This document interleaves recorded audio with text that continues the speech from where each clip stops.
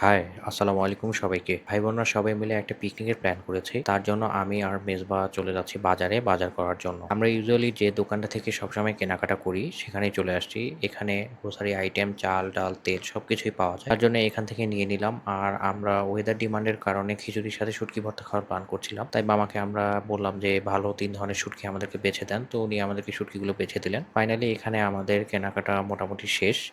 এখান থেকে আমরা এখন চলে যাব। তো যাওয়ার পথে মেজবা আবার বলছে যে, "ভাইয়া আমার একটা ছবি উঠায় দাও।" তো ছবিটা উঠাতে গিয়ে ওকে এরকম লাগতেছে। তো আবার যাওয়ার সময় বলতেছে যে ওর নাকি বেশি প্রোটিন খাওয়া দরকার। তার জন্য ও একটা পাকিস্তানি মুরগি কিনবে। এটা বলে রাখি এটা কিন্তু আমাদের পিকনিকের বাজার না। তো পাকিস্তানি মুরগির কেজি কিন্তু ৳৬৪০ লেগে গেছে। তো একটা মুরগি উঠানোর পর সেই মুরগিটার দাম আসলো প্রায় ৳৭৪০ উপরে। পরে মেজবা বলছে যে, "না এত টাকা দিয়ে নিব না, আরেকটা ছোট দেন।" ফাইনালি এই ছোট মুরগিটা আমরা কেটে নিলাম। নিয়ে এখন আমরা সবজির বাজারের দিকে যাব। তো সবজির আইটেমের মধ্যে আমরা আলু নিয়েছিলাম যেহেতু আমরা আলু ভর্তাও খাবো। এছাড়া পেঁয়াজ, রসুন ও অন্যান্য আইটেমগুলো নিয়েছি। তো পিকনিকে আমরা কিভাবে এনজয় করলাম সেটা দেখার জন্য চ্যানেল এবং পেজের সাথে থাকতে হবে। এখন আমরা বাড়ির দিকে যাব। Thank you so much for watching.